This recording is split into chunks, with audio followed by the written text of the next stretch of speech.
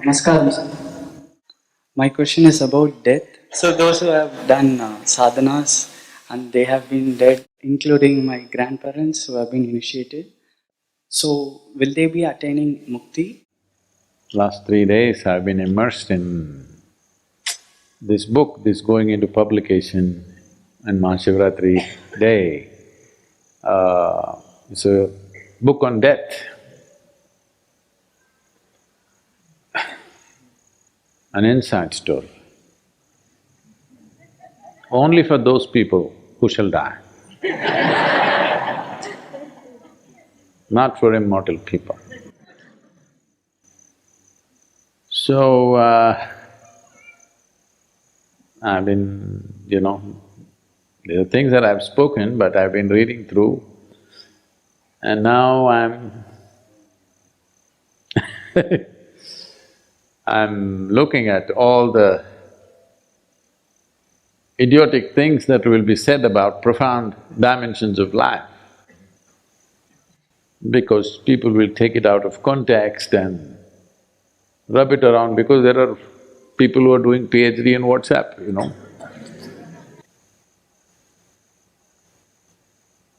So, I was just thinking of the various consequences that'll arise out of it, but it's okay. I will say what I want to say. I've always said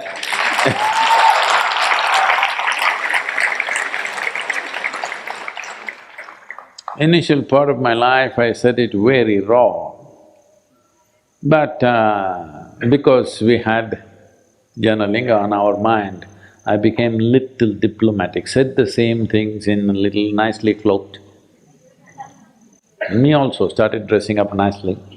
Otherwise I was raw in every way. So most of the talks come from that time, which is very raw and direct. Once again I'm getting there, this diplomacy, time for diplomacy is over, maybe another 1 year, little more diplomacy. After that, we're going to go all out.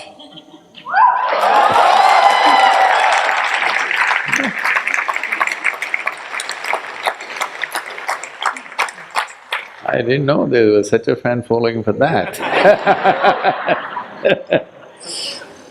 because social realities keep changing, but someone has to simply state what is true. Doesn't matter. Most of the beings on this planet who arrived at some profound dimension within themselves, generally they were not even understood in their lifetimes. We don't have such bad luck. They're telling me over 1 billion people have watched our videos till date.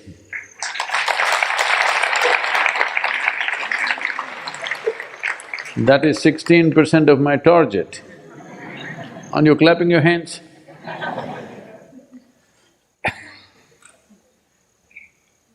Don't celebrate my failures.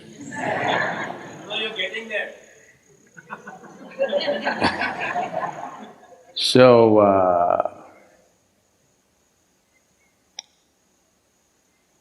it's…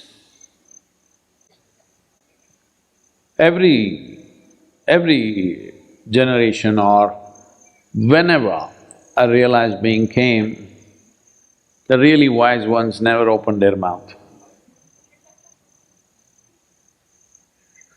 Over-enthusiastic ones like me opened their mouth and got killed usually. Or some of them were wise enough to clothe it in different ways and try to make it a part of social process. But after some time, whatever they said was misinterpreted in 1,000 different ways, and people twisted and turned it according to their convenience.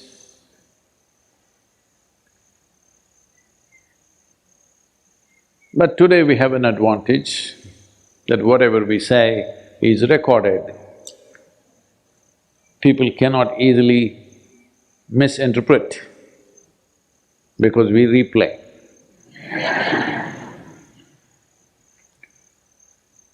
It's not that we've hesitated in the past, but we've avoided saying a few things sometimes, except in close circles. But I feel with 1 billion people watching our videos, now the planet is a closed circle.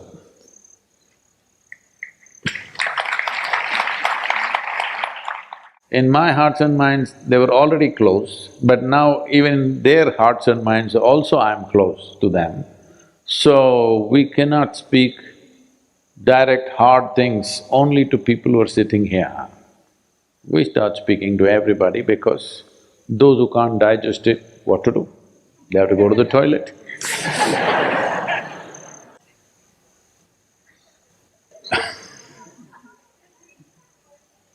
So, why this mode is,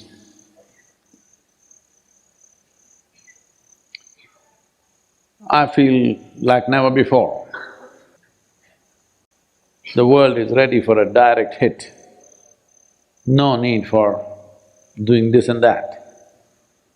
This overexposure to all kinds of things, right from early age, everybody is exposed to all sorts of things. This has made people a lot more kind of hardcore. So there is no point talking soft stuff to them. So the death book is a very strong statement. Intentionally we've left it without refining the language, without refining the statements, just like that, as it was said. Because it was said to somebody who was asking a genuine question at that moment, a genuine seeker. As it was spoken to him, now we are speaking to the world like that, which is going to cause lots of disturbance. So, if you feel Sadhguru has lost his civilized clothing and you want to go, you can go into the forest, I mean. Because this time, in the life of this humanity, this time is very important in terms of reach and in terms of exposure. Humanity has never been in this level of reach and exposure. So, this is the super over, we need to hit every ball for a six.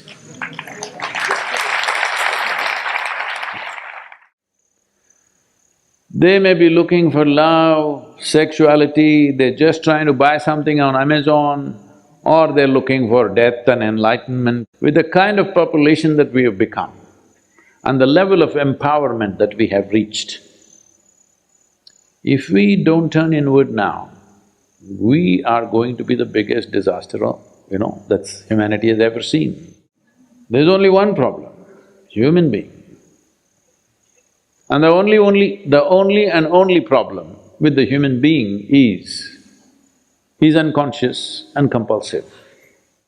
Whether you look at technology, you look at politics, you look at religion, you look at industry and business, I'm talking about all the major forces on the planet.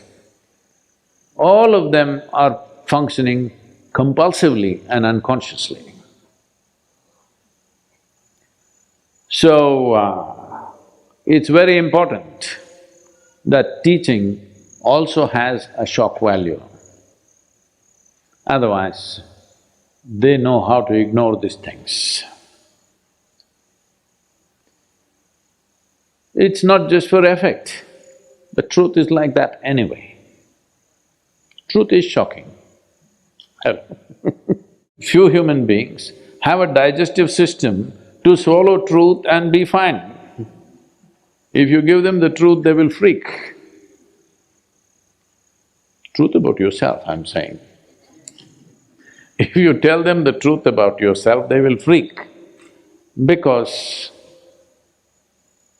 they have always been taught by the so-called civilization process, the religious processes and other things to be nice. If you blossom into a full-fledged human being, you don't have to be nice, it's just nice, that's all. So, you must brace yourself up because there are many processes happening. We've set fire in many places which will light up slowly. And also, unfortunately, we also have to tackle not just human beings, we have to tackle the environment. I wish that was not there for us, but that is a massive problem. To a point where people are referring to me as a tree planter, which I don't like. So now with this trillion tree campaign, I've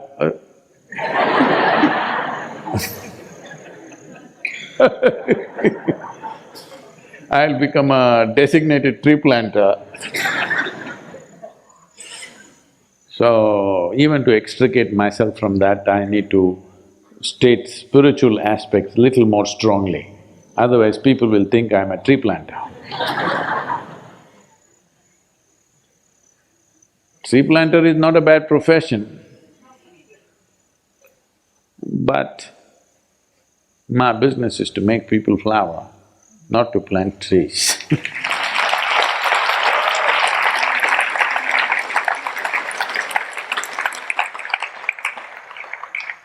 So usually the manure tastes, smells bad, I was about to say, tastes bad.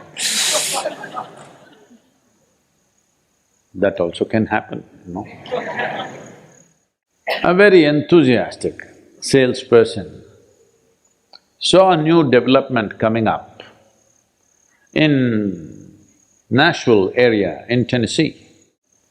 So he went and knocked on a door. A lady came and opened the door. He just slipped in and took out a bag and took out a whole lot of horse dung and threw it all over the new carpet. And he said, "See, I have a really fantastic vacuum cleaner without leaving a trace of anything. Not a smear, not a little bit of smell, everything it cleans and makes your carpet smell good. Just like that, in 5 minutes I will do it. If I cannot do it, I will eat every piece of this horse dung." Then the lady said, "Wait, let me go and get some tomato ketchup." Because the house is new, we still don't have electricity.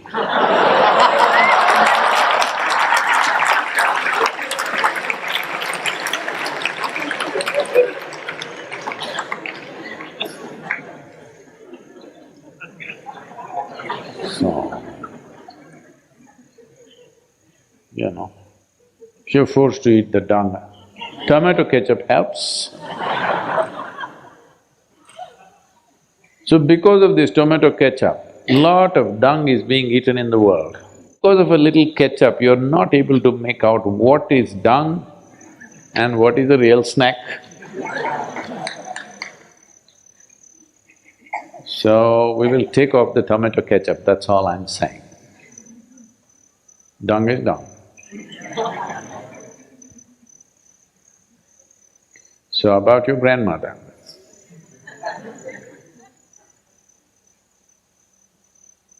We can do something for her if she's inclined, if she's initiated, definitely.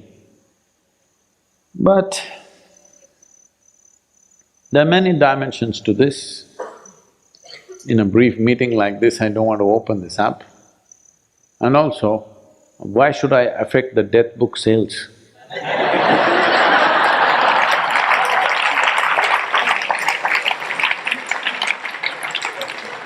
Because till now I never bothered how many books are selling, where the hell it's going.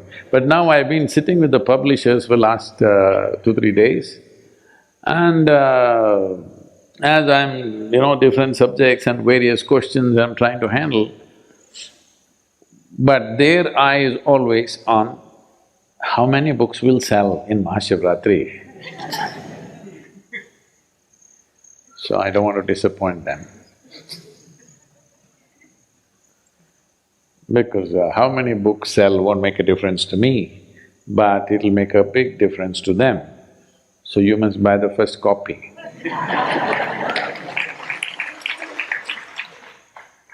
It's not about the book, it's just that aspects like this, we must sit down in a different way, not like this. I'm in a evening fooling around mode right now. So we need to be in a different way to address that question.